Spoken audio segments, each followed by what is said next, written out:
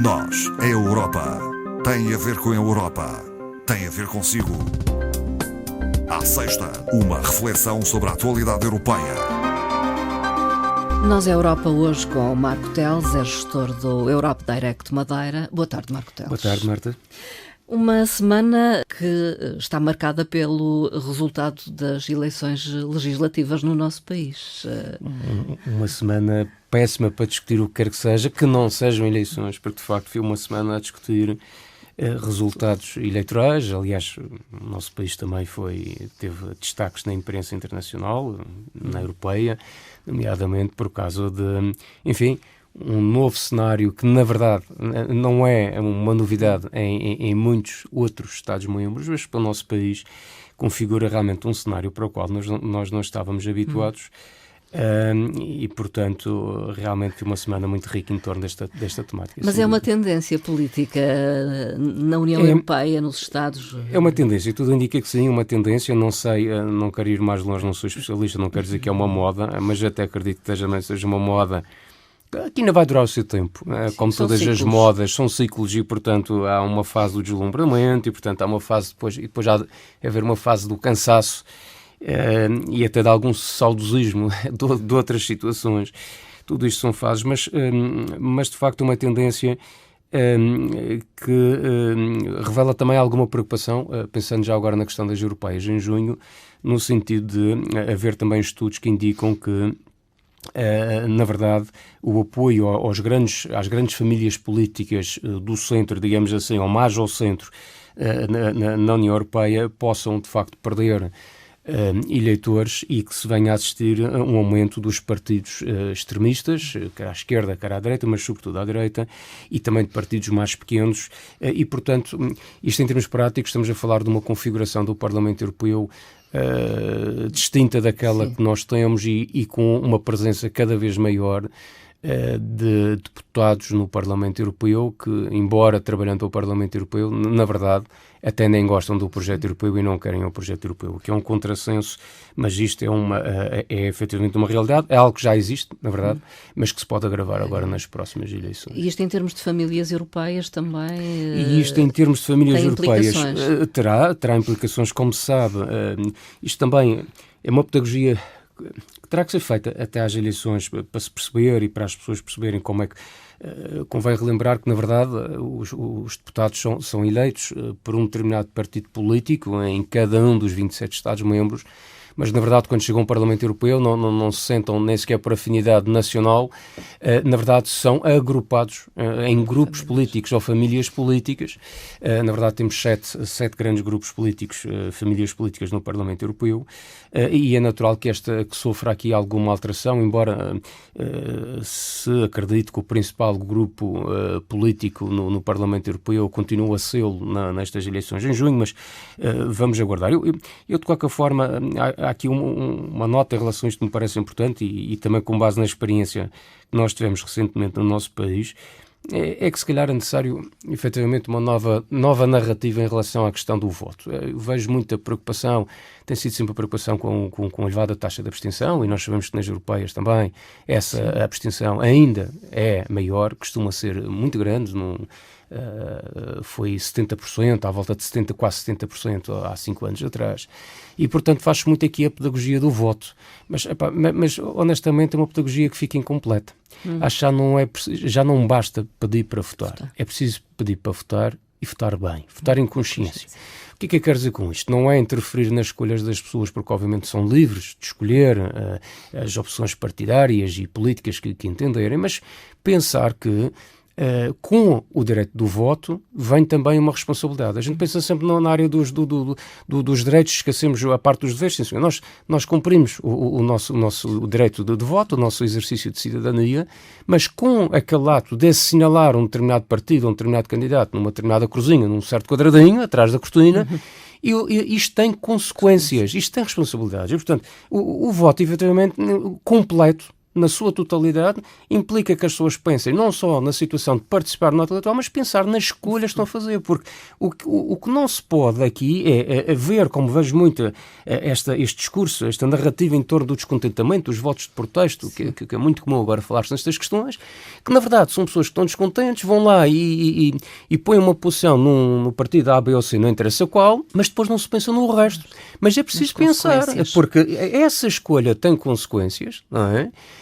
E, portanto, o voto realmente completo implica que se reflita também nessas mesmas consequências. Caso contrário, nós estamos aqui a fazer uma pedagogia do voto irrefletido. Os cidadãos também não se podem desresponsabilizar deste ato, que depois logo se vê, depois é um problema dos políticos. Nós temos que pensar que o nosso voto tem realmente consequências. E um exemplo muito prático disto foi o que aconteceu ainda esta semana, do Partido da Liberdade nos Países Baixos. Nos Países Baixos.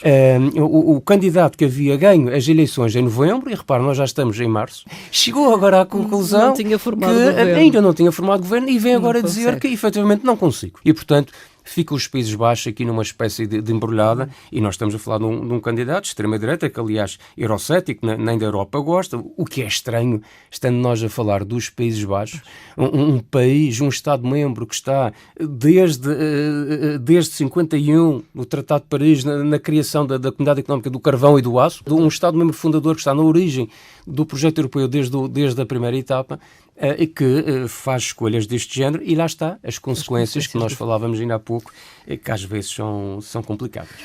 Outro tema tem a ver com o Parlamento Europeu e com os trabalhos que decorreram esta semana. Exato. O Parlamento adotou uma posição sobre a criação de um sistema de verificação e pré-aprovação das alegações de marketing ambiental. São aqueles produtos amigos do ambiente. Produtos amigos do ambiente, eu acho que sim, a Marta simplificou e bem, ou ditos amigos do ambiente. Isto tem a ver com uma questão do branqueamento ecológico, já aqui tínhamos falado. Nesta preocupação por parte do Parlamento Europeu e que agora avançou realmente numa tomada de posição formal relativamente a esta matéria, no sentido de obrigar as empresas a apresentar efetivamente provas antes de anunciar nos produtos como, enfim, por exemplo, o rótulo do biodegradável, não é? O bio qualquer coisa.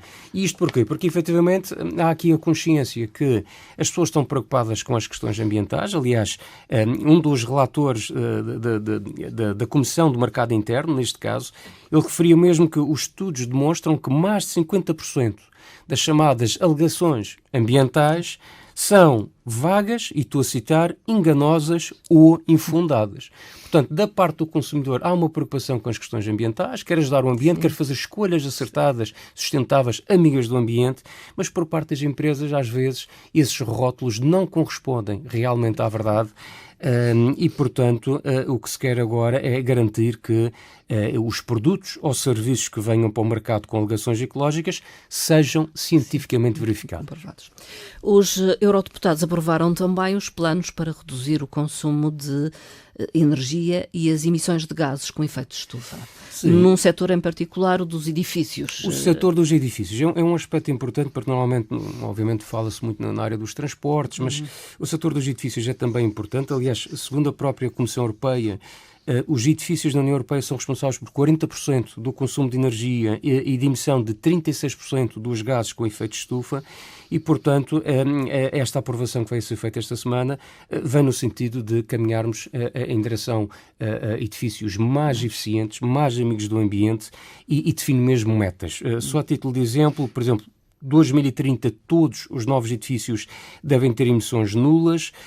No caso de edifícios residenciais, os Estados-membros devem tomar medidas para assegurar que se verifique uma redução do consumo médio da energia primária na ordem dos 16% até o final desta década e de 20% a 22% até 2035. Também há um incentivo muito grande que o Parlamento Europeu tenta colocar no sentido de, e sobretudo nos edifícios residenciais, da instalação de painéis solares, no aproveitamento da energia eólica e mete também aqui datas precisas, limites até 2030, da mesma forma que também condiciona cada vez mais a utilização de mecanismos, por exemplo, de aquecimento ou arrefecimento que recorram ainda aos combustíveis fósseis, não é? As caldeiras e tudo isso, inclusivamente proibindo a existência de apoios para a aquisição desse tipo de equipamento que funciona com combustíveis fósseis. Portanto, há aqui um pacote, não vamos ver em detalhe, mas com datas muito precisas para realmente acelerar, no fundo, aquela estratégia mais, aquela estratégia maior, digamos assim, que é do Pacto Ecológico Europeu. Os eurodeputados também deram luz verde a novas regras para reduzir as emissões de automóveis, de passageiros e outros veículos. É um setor que realmente é fundamental, não é? O setor dos transportes tem um impacto muito grande em termos de ambiente.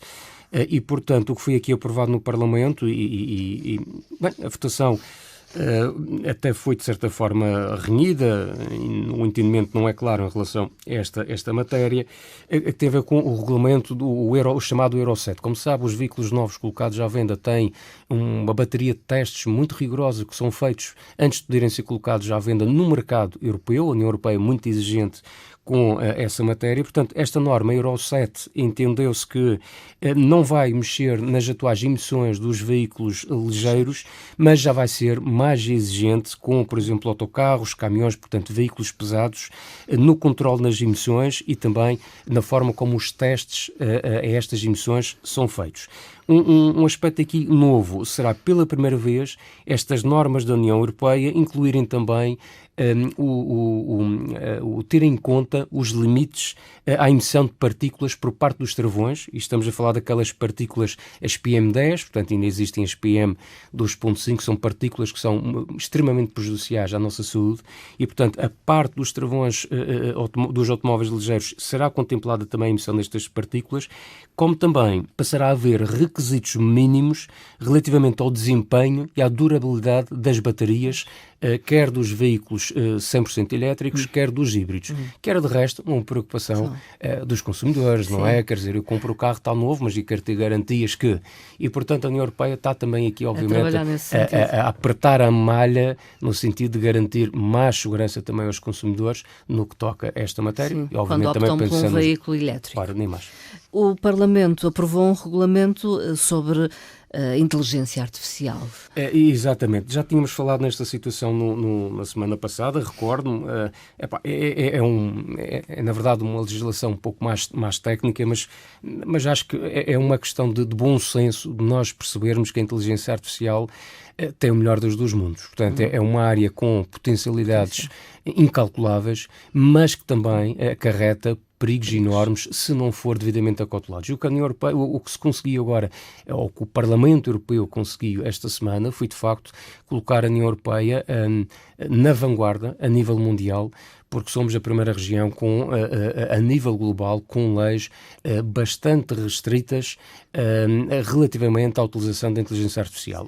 Não podemos entrar aqui, obviamente, nos detalhes, mas, na verdade, a inteligência artificial aqui encarada com base nos riscos potenciais que pode ter, foram criados um conjunto de níveis relativamente a esses riscos e depois para cada nível de, vamos chamar assim, perigosidade da inteligência artificial existe ou não determinados tipos de limitações, sendo que questões básicas como, por exemplo, categorização através da biometria fica completamente proibido, como fica, por exemplo, proibido o reconhecimento de emissões no local de trabalho nas escolas. Repare, isto seria uma coisa fantástica. Com a inteligência artificial é possível que eu tivesse, enfim, um patrão, um professor num contexto de sala de aula que tivesse ali o equipamento e que monitorizasse os funcionários, ou neste caso os estudantes, se fosse o caso de escola, e que através das emoções, os comportamentos faciais, tudo isso, eu conseguisse fazer uma espécie de análise, enfim, ao seu desempenho, à sua motivação, e depois, se fosse no local de trabalho, premiar ou penalizar, não é, o funcionário em função disto. Portanto, isto não faz, obviamente, sentido nenhum. está previsto também neste regulamento, como também situações até de utilização desta tecnologia por parte de autoridades policiais, em que só com salvaguardas muito especiais e reconhecimento, autorizações judiciais, para que se possa fazer um uso de determinadas tecnologias com base na inteligência artificial. Isto para quê? Lá está, não é travar o avanço nem as potencialidades da inteligência artificiais, que podem funcionar, de facto, a nosso favor, mas isto tem que ser regulamentado, senão entra em roda livre e perdemos o controle completo sobre a inteligência artificial. Uma última nota sobre recrutamento obrigatório de mulheres para o serviço militar avançado pela Dinamarca.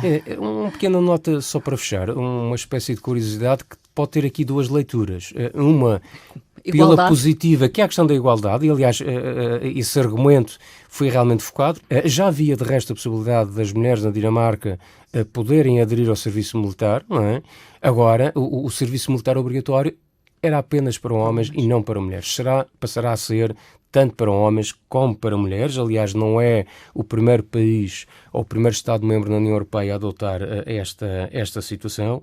Também há aqui uma alteração do serviço militar obrigatório que passa de 4 para 11 meses, portanto é uma diferença muito grande.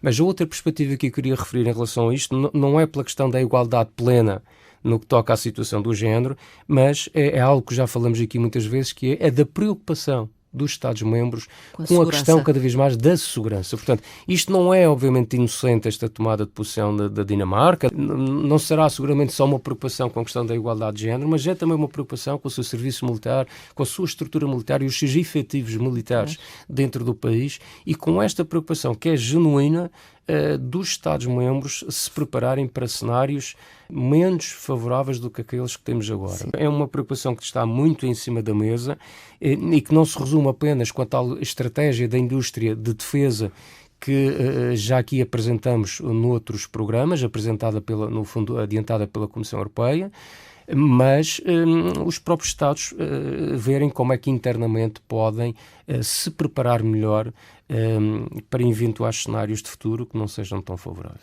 Marco Teles, ficamos por aqui. Até à próxima conversa. Obrigada. E um bom fim de semana. Fim de semana.